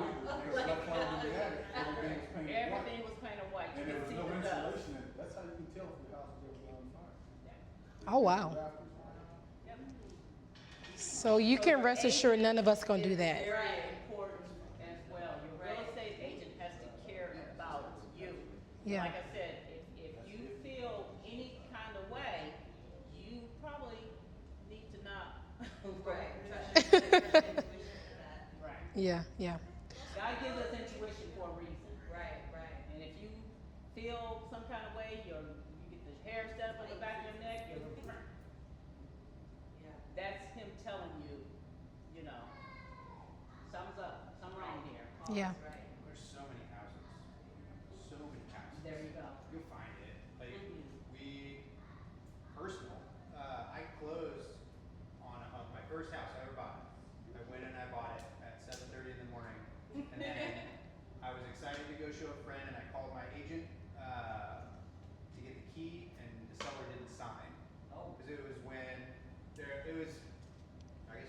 ancient days. I just want. Stone hut. No. And so yeah, it was, you know, and then it was all this like, well, what if we do this and what if we do that? I was like, no, man. I mean, because I was living out of town. My real estate agent had taken our parents without us on Thanksgiving to go look at houses because we were living out of town. We went like the day before Christmas Eve because we could only. So he'd done all this work. I'm like, you're not taking less for this. We just left. And we went and looked at other houses the next day. First house we looked at ended up being one we stayed in for 10 years. Nice. And so there's always houses out there. Right. That's the great part. I mean, there's so many options and opportunities to, it can be easy to get emotional. Yeah. So it's good to have people in your corner and they're like, To keep you from making the bad decision. Don't, if you know your lease is expiring in June, start February, March. Don't wait until, because then you're gonna feel that pressure. I don't wanna sign another lease, I don't wanna do a month to month because it's gonna be so much more. Start early, get yourself going. Well, and reminding that you have the option up to 2 months really before your mortgage term kicks in. Absolutely. That's something that we forget to tell people that. Oh yeah, I tell people, yeah. You don't have to pay right away. Yeah. Yep. I actually had a gentleman today, he's getting ready to write an offer tonight, and his buyer, his person, his seller, needs an extra 30 days. So she wants to stay in the house until May 31st. And so he's wanna write this offer to close in April. And he was like, but then I'm gonna be making payments and I'm not even moving in the house. And I said, well, you wanna go as far into April as you want, we can do it April 30th. Yeah. And then that gives you don't make a payment in May. Right. Your first payment is June. She's gone by then. Yeah. And then you can move in. Yep. Can they technically charge her rent? and she's paying And us. you can, and then, well, she was gonna pay, because of that, she was paying 7,500 of closing costs. Oh, perfect. Nice. Okay. Right. Yeah, yeah. Okay. Right. So how long does the process usually take? Kind of when you brought up the timeline, I think that was a really good thing to bring up because like me kind of understanding where I'm at and I have about like, I don't know, 7, 8 months until my lease is up. So I'm like the typical home buying process, does that take like a year usually? Like, No, no, Okay. no. First time. No. Okay. Girl, like a month or 2 months, 3 months, girl, no. 2 weeks, it does not. We can close on it, if you got it. 30 days. We can close in 7 days, 10 days. Yeah, Everybody- yeah. I always tell my clients that we not about to take all day. What do you want? Yeah. That takes the longest time. There we go. That's the longest time process. Denied, or they add parameters. You know what to. What you can know work on. set, so Yeah. in 3 months, like, oh, I gotta pay this one debt off, 'cause sometimes that's what they Yeah. say. Okay. They say, hey, you got We can do these the few rapid debts. rescore. Yeah. Give you a Okay. chance to pay some stuff off, do the rapid rescore, do Okay, all I of like that. that. I like that. That's good to So know. out of Yeah, that's everything we great. gathered tonight, I would say the most important thing is get pre-approved. Yeah. Get pre-approved. The lights will start coming on. and you- Early. Yeah. Me, I just need to focus on the credit. And again, Yes. until you really know, I literally had this young lady just this week. She was trying to do everything herself. I pulled her credit expert report, and I was like, she's like, well, I already did that. I paid it off, but the credit expert said, pay it down, but leave at least $10 on it. So she done paid it all the way off. Let your lender tell you what to do. Yes. Don't just go in doing stuff, because you can pay off stuff that ain't gonna matter. Yeah. On your credit. Well, you could have used that same money to pay off something that would matter. Pay off and close it. All right. We're going to let this be the last question, and then we can wrap it up. No, it's okay. No, you're fine. Because we can talk to them afterwards. I know it's getting late. She's like, Okay, I just want to make sure. Okay. before you guys leave, before you do answer your question, I just want to say before y'all leave and everything, Ryan, could you skip to the last slide while she's asking her question? If everybody could please scan the QR code, share some feedback. I'll be sure to share these slides with the attendees as well, so that way you guys have it. Has some credit tips on there, so for my girl looking to advance her credit. Rico Khan, like I said, he's with Chase Bank. He actually has a credit class. Okay, he has a workshop dedicated to credit, and I'm sure the rest of these guys have resources that you guys can benefit from. I know Bree, she's always working with Glenn. Chris already working with somebody from the last workshop. So find who you connect with. You have several people. Sarka, she's an agent also, and she is in insurance or inspecting. Like I said, Mr. Scroggins, insurance guy right here. You're gonna need home insurance, right? You also do all kind of other insurance as well, right? You know, and then Chris, that's my guy. He, you know what I'm saying, he's an expert with MHDC. So you want to connect with these people. Get some swag from my girl Gwen. Chase Bank brought the bags out. But yeah, you can ask your last question and then yeah. No, you're good. It's kind of like personalized because Uh-oh. I was gonna say that I just recently started talking to a financial advisor, and because I've been kind of just going over all my finances, like 401k, debt, all that stuff. And I'm wondering now.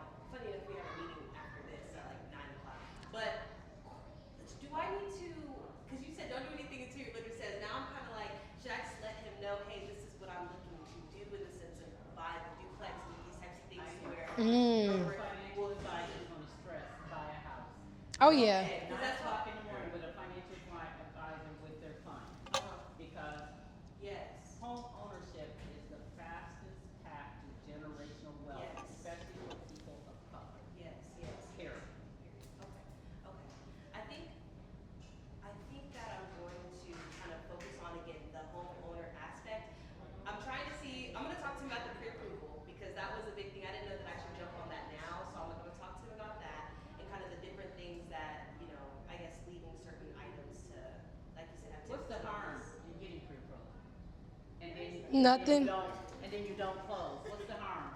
There's no harm It at all. doesn't cost you anything. Because We're I'm not gonna with bill Steve. you. Working for a bank, I work with financial advisors, Yeah. just keep that in mind. Okay, They 'cause do Morgan, right? yeah. I work with these people who partner with the workshops, and here's one thing that I think that you might have missed that she said at first.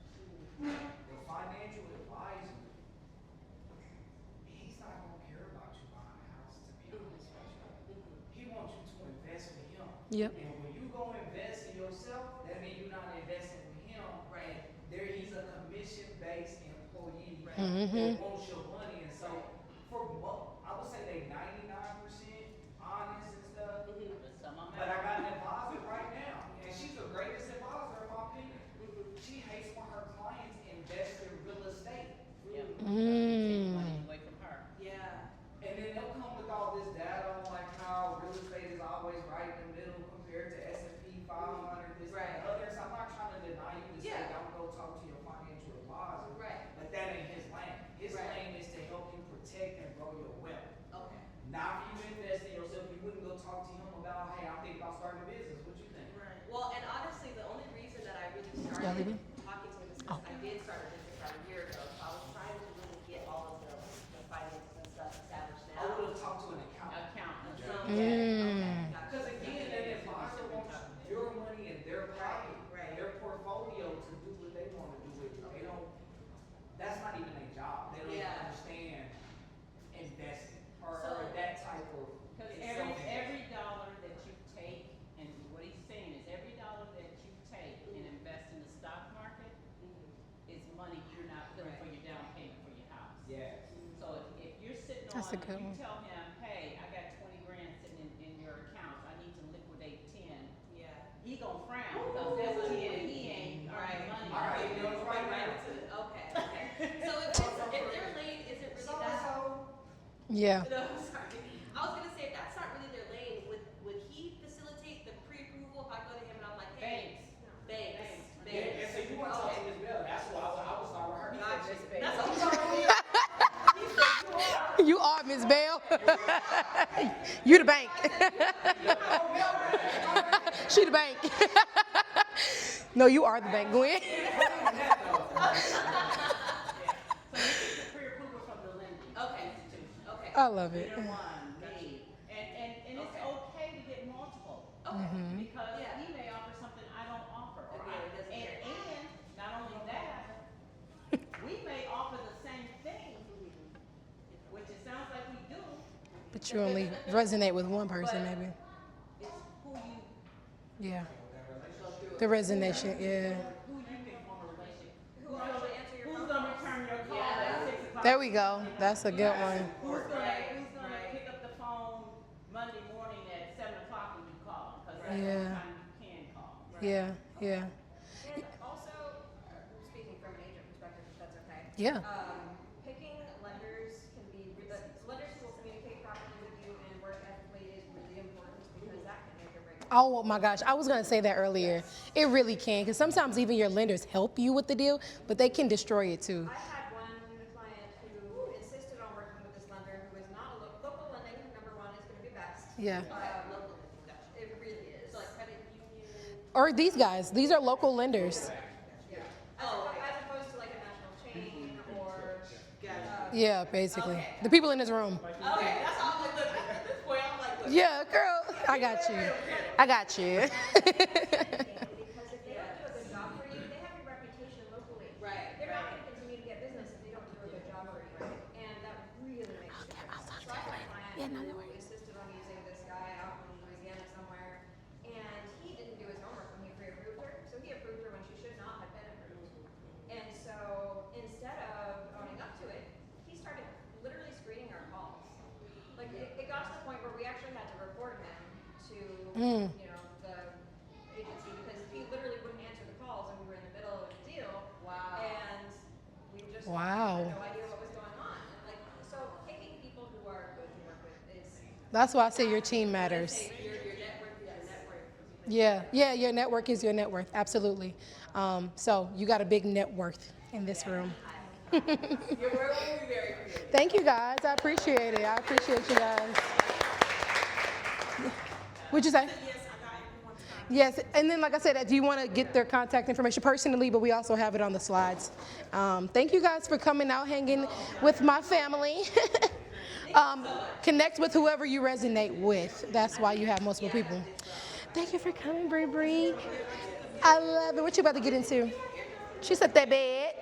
That bed. Adrian, I haven't seen you.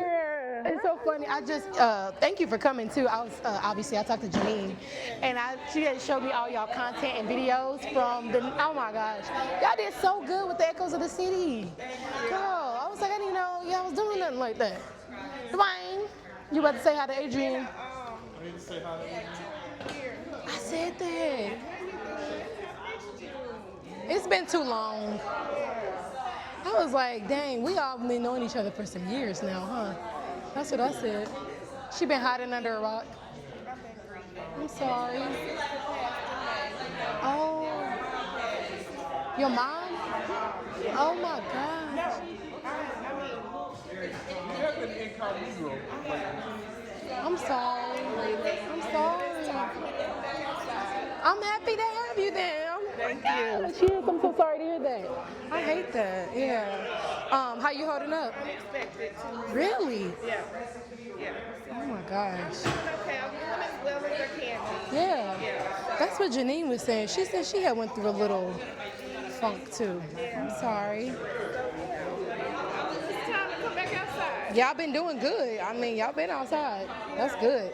I've been seeing all the work y'all been doing, so I've been following, keeping up. Did you meet my little baby boy? I did not. I gotta bring him in here. Yeah, King, runs the world, girl. He everywhere. Did you get something to drink or doing water? I know it's hot in here, but because it was snowing 2 days ago. Right? Did you want anything? No, but thank you. Oh, okay. I don't know how you doing. I'm gone, dear. Thank you so much. I appreciate it. I do appreciate you so much, Rico. You look good too. Your cars just so we can stay. Thank you, Bree Bree. This was great. I'm so happy you liked it. Honestly, this was great. Okay, good. Because this makes it Less was so intimidating. daunting. It was so daunting Girl. thinking about a house up first. No, for real. I'm like, I just want to make it easy, casual, laid back. Like, get to know people, talk to somebody. That way you have a friend in the business. I feel like when you have a friend, it makes it easier. It's like anything. It's like niche things. You have to have somebody to. You gotta have nobody, because I'm the same. I'm not going if I don't know. I'm not just about to walk in nobody's bank. I'm just not gonna do that. So. And I don't know if I need to talk to you more about it or talk to someone else. I have generational wealth that's back in Louisiana. Oh yeah, you can talk to me. That's Yeah, still good, 'cause I girl. don't know how to. Bring it. Bring But you it. know what? You might talk to Gwen too, only Okay, yeah. because the money piece. But I mean, I could still work with you because I know a lot of people that do Yeah, that. it's just my mama? It's also it's like complicated because even my dad and my uncle are the ones who are Own it. sort of in charge of it. Oh. And I tried to ask my dad one day. I was like, okay, what are we doing with this right now? And he was like, I don't know right So y'all gonna? So are you wanting to sell it or you want to keep it? now. I would love to get the land. Oh, girl, keep it. Yeah, I want to keep it. I know. Okay, so I have a friend at my old job. Her family also had property. Hold on one Go, second. go, go, go, go. So good to see you too. It's been a hot minute. She's like, it's been a while. So I changed roles to the community. Who's that? Who's that? Who's that, Bubby? You say hi to Mr. Scroggins. He's seeing you in my belly. I know. Who gave you a sticker? Yeah, I saw the lady outside. Kathleen. Yeah. Hi, baby. One of my purse. I'm about to put my shoes on. It drives, baby. Say hi, Sarah Cat. Hi, beautiful. He was obsessed with her before y'all got here. Oh, this is my mom. This is Sarah. Sorry, what was your name? Marsha. Marsha. Say hi, beautiful. Hi, beautiful. She's so pretty. He loves Harka. You want to get out of here, Bubs? You ready to go? Thank you so much for doing this. I appreciate it. Oh, I like your... I didn't even see that. I want one. But I want one with my logo. It's so freaking hot in here. Send you the company we get. Oh yeah, please. Because like I said, I already have just one shirt made with my logo, but I want some extra stuff. That's my book. Thank you so much for coming and doing this. This was so great. One of the other girls came. She's like, this was so much better than what I thought. Like, I appreciate it because she was like, I was scared. She's like, it was just daunting. And I was like, that's why you need to know somebody personally, because I feel like you don't really want to just go somewhere to a bank or somewhere you don't know. But if you can know somebody personally and then make it make sense. So Seminars do something, and yours is actually good. I appreciate that. Thank you. And it's about, it's giving them a chance to talk. And Yeah. get engaged. Because I think usually it's always like a teacher-student type thing, and people feel like scared to talk, and I'm like, nah, let's just have a conversation. So Well, I'm going to get out of thank you. here because I'm about to burn up. Girl, me too. It's hot. I'm blasting the AC in the car. Thank you so much for coming. Look, girl, no, help yourself. Said us mamas gotta have a good time too. Okay. I gotta deal with those children. These babies, girl, look, he driving me nuts. Yes. I said it's so wonderful that I came from an insurance conference in Dallas and to come here. Really? And get more knowledge. Information. Yes. I love that. I'm gonna build my business, get the knowledge on that. Thank you, Rika. I appreciate you. You always show up. Oh yeah, I did. Yep. I got some new ones. Make the money, then I can buy a house. Yes. Yep, it was going. Yep. Nice to meet you too. Make sure you connect with Rico too. I'm gonna have to get your number. Class. Okay, good. that's what I was I'm so happy that you came. I do appreciate it. I love the questions that you have. Bye. I'm glad you brought your baby girls too because They need to see it. they gotta see. I bring my son everywhere. Honestly, people like that's all of them be like, "Come here, King." I'm like, "Shoot, we gotta stop pretending like kids don't need to be part of the conversation too." You know what I mean? So I'm excited for y'all. Where you live at right now? Right now I'm in Lenexa. Lenexa? Yeah. I do want to get out there, but I like My the mom, she loves it. I like the school for my daughter. She's doing so good. Is she? Yes. I think you should just. I mean, I like the area. Like I said, I just helped my friend There move. for 6 years. Really? I was telling Kathleen, like I said, no, Shelly, stay where you is, build yourself up. You know, I'm gonna I stay. think you should stay. If it works for you, I don't see why not. I understand wanting to be around people of color and being in the At city. least until I'm ready But to buy my house. there we go. Because then y'all can come back and these houses over here, baby, baby, look amazing. Just saying. She said I got it. So do you live where she works? So I met Kathleen when I was 16. Really? Yes, and I was in transitional living. Wow. Thank you so much for coming. I'm still gonna email you about everything. No, you're oh my perfectly gosh. fine. And I'm like, you were my agent. Okay, So I'm already letting you know. I love it. Thank you so much for coming. I love it. Nice to meet you. Y'all had some good questions, I'm telling you. Girl, look, I got so many more. Okay, all right, we're gonna be in touch for sure. Bye, have a good night, babe. Little dude. better. He's like, okay, I run this place. Yeah. But yeah, girl, I mean, the next one we do, I'm definitely, if you like this style, we could keep it this way. If it's easier for people, like, you know, I know we're moms, so we like, you know, as long as I can bring my baby. But last time we did like a Saturday thing, so, you know, we might switch it up next time. But we would love to, I would love to stay connected. See, I know you work with Kathleen, but anytime we're doing stuff. Thank you, Mom.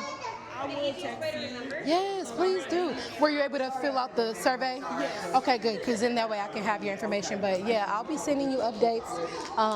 Me and Kathleen, we work here together, so you know, anytime we do stuff, we do it as a team. But I love it. Which one is your sister? Which one's your daughter? Nyla with the 2 ponytails is my daughter, and Kaylee right here in the picture is my sister. I love sister's that. 8, Are my they daughter is 7. That's Me crazy. and my mama had a baby a year apart. You know what's crazy? Okay, so I told somebody this and they thought it was insane. In other countries, people do that all the time. You know what I mean? So it was 2 generations of women in their family, and they were both pregnant at the same time. And I was like, I ain't never seen no shit like that in my life. Crazy. But It's crazy. But it's good for me because I'm not having no more. I'm done. one and done. I don't blame you. I don't blame you. Well, girl, I'm about to get this boy together. These kids out, but Get these it's nice kids. meeting You you again. again. Do you need a little to-go cup for you? Or are you yeah. going to just, or am I going let you chug it. I can say either way, baby. You know I'm cool. I'm just saying, that's how I be. I'm about to put my shoes on, Ma.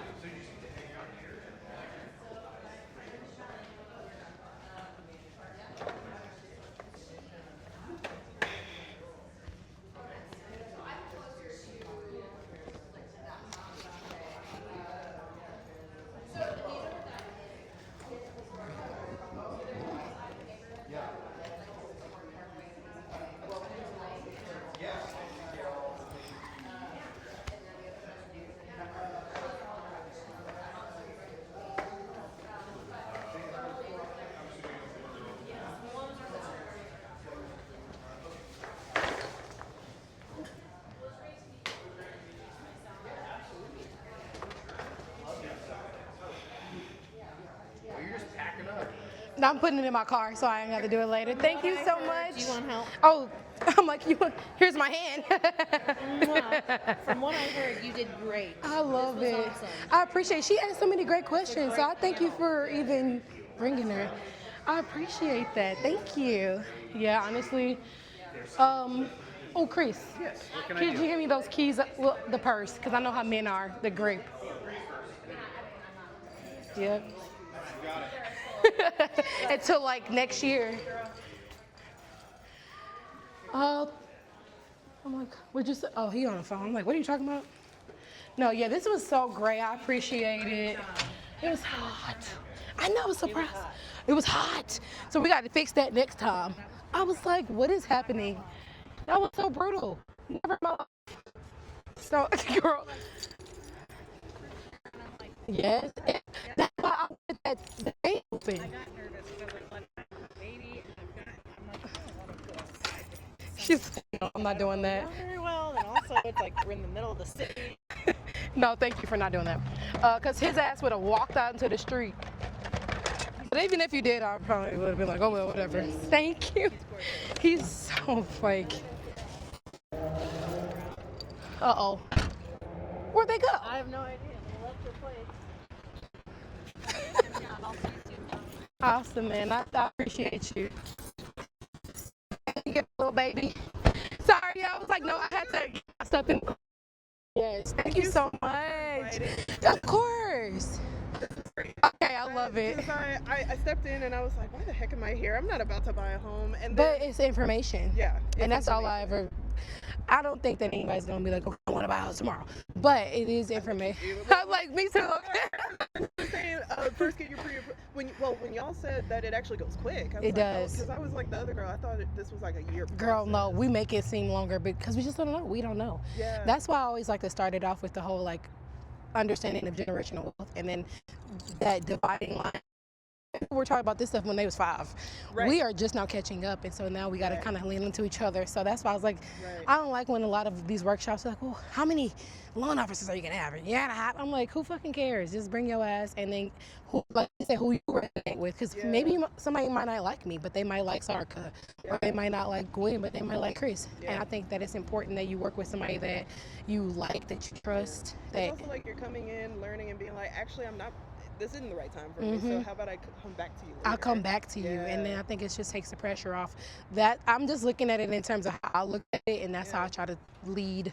Because I'm like, it makes me sad too that like not just because of society holding our community back from having these conversations, but even in my family, we do have generational wealth, and we don't talk about it. we don't talk about it because like my mom, when she told that story, I was like, girl, I didn't even know that. So thank you. Thank you. Bitch, you could have told me about it. Why is it we learn family stuff in public? You told me that. Why? I didn't know you knew what a damn deed was. Or properties and stuff that like. With my dad, because like I told you, on his side, we do have land. There's stuff going on. I assume we have land because I don't know all the details, but I believe that my grandparents. And they probably did for like dirt cheap. Yeah, and so you know, me especially, I look at my dad, who's this chemical engineer who knows this shit, who's helped me get started with wealth, and I'm like, why aren't we talking about this? Because they probably don't know. It's so funny how you might have it but not understand it, or maybe you understand it but don't talk about it, articulate it, and so maybe he's in that space where he's like, I mean, I knew it was here, I just don't know how to tell you about it. So it takes. I also do know, I mean, That's true. Well, I appreciate you for coming. If I come to the coffee shop tomorrow, I'll let you know.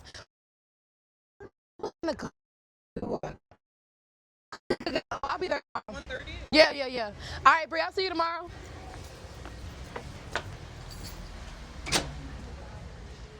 Thank you. Yes, thank you. I'll be back. Okay.